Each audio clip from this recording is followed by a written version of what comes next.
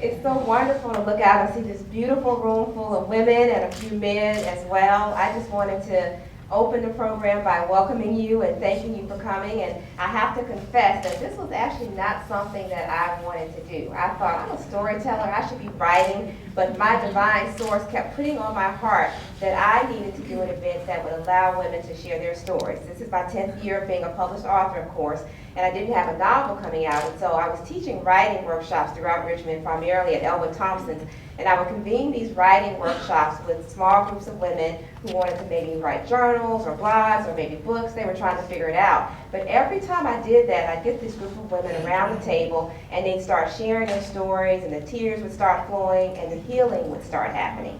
And I realized I needed to hold this event to celebrate you all for being readers and supporters for a decade, but also to show you that your own stories have power, and we can celebrate each other on our journeys wherever we are.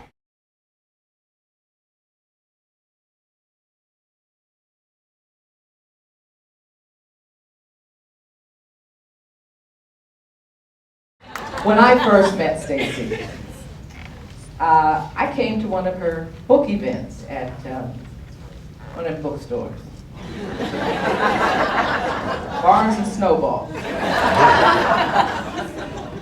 I was profoundly impressed with her ability to connect with people, with her grace, with her fortitude that she had written not just one book, but a whole bunch of books. I can't fathom sitting there doing that. I can't do it. I was impressed with her stature and how she carried herself. And when she called me and asked me anything, I said yes, because she inspires me to take the reins and do whatever my dreams call me to do. And I have a new dream every 4 or 5 years. I got careers up the wazoo, and it has been a fabulous journey. But Stacy's going to tell us about her journey. She's published 9 books, 2 anthology-based short stories, 1 nonfiction spiritual devotional book. Whew. She's going to continue to do that because she's not doing this event, but every other year until we tell her that she's doing it again next year. And she will continue to inspire and gather community and help us all expand our communities of support. With her writings to touch the soul, using words to enlighten, uplift, and inspire, and now using her talent of gathering to inspire, uplift, and to enlighten. I want to welcome our host for today, Ms. Stacy Hawkins. Come on up. And you're up, Stacy.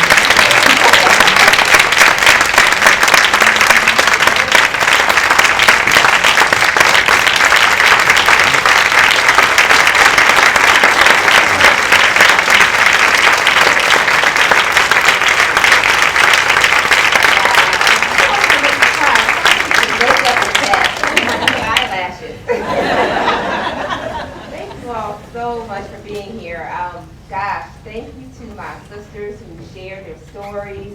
And if you look in your program, there's 3 other special people that I mentioned as special guests just because we didn't have time to have everyone share today. Before I even go into that, I wanted to acknowledge Lillian Lambert. Lillian, if you would stand. Lillian is the first African-American woman to graduate from Harvard with an MBA. She's the head speaker. I think I saw Johanna back there. Johanna is the founder of This College, Virginia.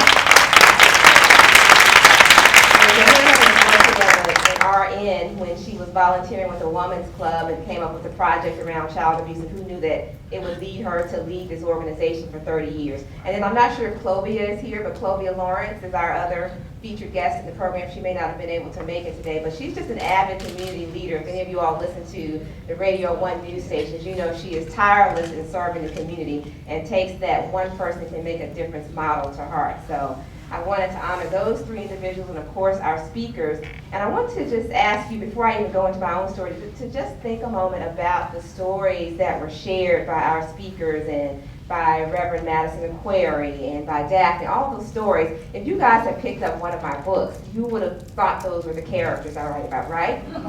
And that is my purpose when I write. I want to write stories about real women on real journeys with friends and families dealing with daily issues that they faced in their lives, because that's who we are and that's where we are. And you know, I stand here today looking fabulous with a little help.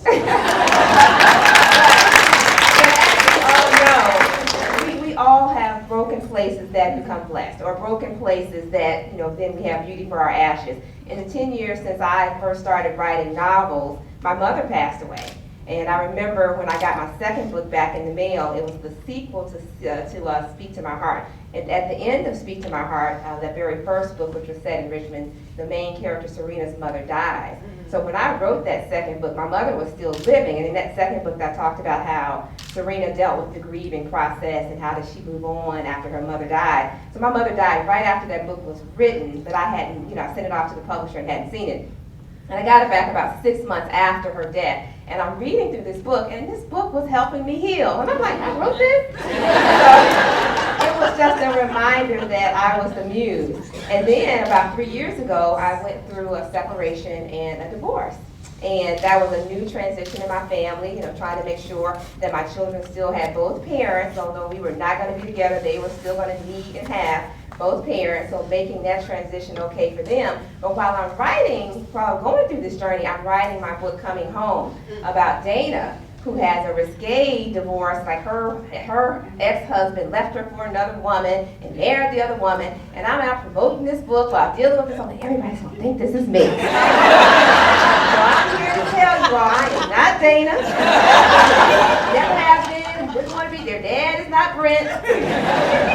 But what I learned and I realized after I finished that book is all about forgiveness. Because you think it's about Dana and the ex-husband. It's really about these two women who have had a friendship that died, and it's part of it is because of this man, but they have to figure out how to help this man die with dignity and get over their issues with each other and forgive themselves and forgive each other. So writing that book helped me enter my own journey of forgiveness and figure out what does it mean to walk in a way where you forgive, you love, you move on, you appreciate each day.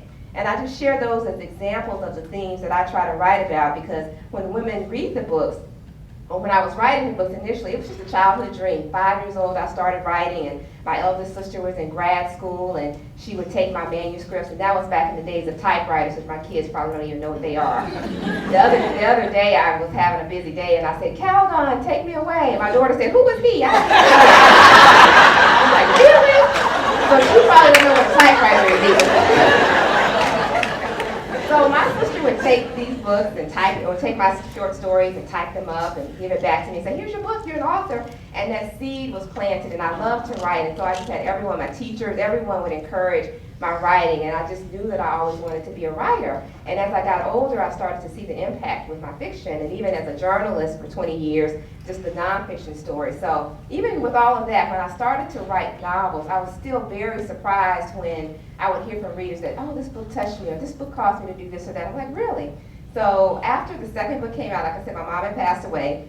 And I just kind of went into a period where I wasn't really writing that much, and a friend said to me, when are you going to start writing again? I'm like, that writing thing doesn't make a difference. You know, sort of like what Daphne was saying. I was just in this period of grief where I was just being. I just didn't want to do anything. And I remember this conversation because it was a Sunday afternoon, and we were driving back from Northern Virginia, and a friend said, you know, when are you going to write? I don't know, I'll get back to it, whatever. And that very evening when I got home, I turned on my computer, and I had an email from a woman in Atlanta, Georgia, who had just read Speak to My Heart. And she said, this book saved my life. I was in a very bad relationship, like a character in my first and second novel, Erica. Erica was in an abusive relationship. So she said, I was the Erica in your book. And I dated this guy, and I moved from Alabama to Atlanta to be with him, and just this weekend, he's off marrying some other woman, and I'm so devastated. And I left work on Friday, came home, planning to commit suicide. But my mother mailed me this book of yours. And so I sat down, and I said, I'll just start reading a little bit, and I've just finished this book. I'm not going to kill myself. I'm going to go find someone to talk to, and I'm going to get back to church. And I was like, wow. that showed me that, okay, you need to sit down at the computer because this is so much bigger than you. You are really telling stories that transform lives. And I can tell you, I get email after email, letter after letter from women who talk about these fictional characters speaking to the journeys they're on and helping them make changes. Another friend of mine, I've known her for years, had no idea she was in an abusive relationship. She read Nothing But the Right Thing and finally got help. My more recent book's Coming Home. Again, the character Brett dies, so I received an email a couple of weeks ago from a woman whose husband was dying, and she was really angry about it, but she said reading that whole book helped her realize she needed to help her husband die with dignity. Just all those kinds of stories just keep coming from the fiction. And so I truly believe that there is power in words, there is power in us sharing our stories. A lot of times, like Shiloh in my most recent book, Lead Me Home, we want to put our mask on, we want to be fabulous, and it's great to be fabulous. I really like these eyelashes that Tawana I think it's wonderful for us to be fabulous and to walk in it and own it, but we also have to be real and authentic and say, you know what, I'm having a bad day, or this is a broken season for me, or you don't look like you're having a good day. What can I do to make your day better? We have to look beyond ourselves sometimes and reach out and embrace each other. And as I look across this room, I'm just looking at faces of people I know and thinking of the ways that you have reached out to other people, Comfort Anderson Miller and her mission trips to Liberia, and I'm just thinking about all these different women that I'm looking out at. And so when I write these fictional stories, they're not my personal stories, so you can't read it and get some dirt on me. They're not my stories, but just a compilation of experiences I've heard about from women who reached out to me, or I might read something in the news and I know that it's something that's having an impact. I just pull it from different places, but my ultimate goal is to leave each reader with a story or a message about how they can grow, how they can change for the better, and how they can be transformed. And I think out of all of my book babies, they're just like children. Every time you birth a child, each one is special and you love each one. I feel that way about all of my books.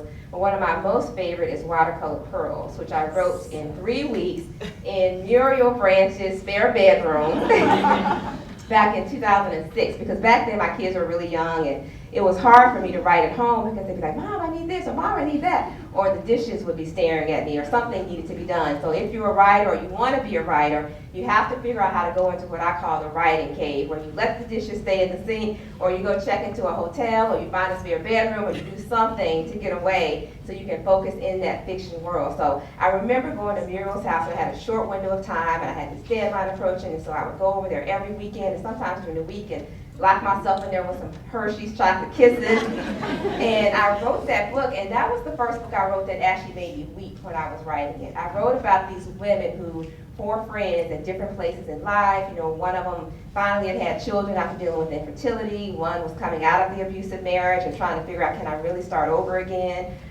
One of them was in law school and just kind of ashamed of her past. And then there was another one just beginning school and trying to find her way. So they were all in these very unsettled places, like Tally talked about, just feeling unsettled in their lives and not sure what to do. And so they go to visit a friend in DC, and my friend Sharon is one of my mentors. I modeled that after her. She's here visiting from DC. So they go visit a friend, Charlotte in DC. And Charlotte prepares a breakfast for them after an overnight stay.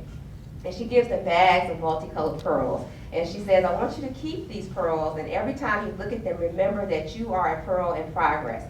You are on a journey to somewhere beautiful. And that is the message that I want to leave with you all from my writing, from my speaking, from all those Facebook posts you guys see me putting up. Those are things that I do because I'm really passionate about helping you all and even myself understand that each day is a gift.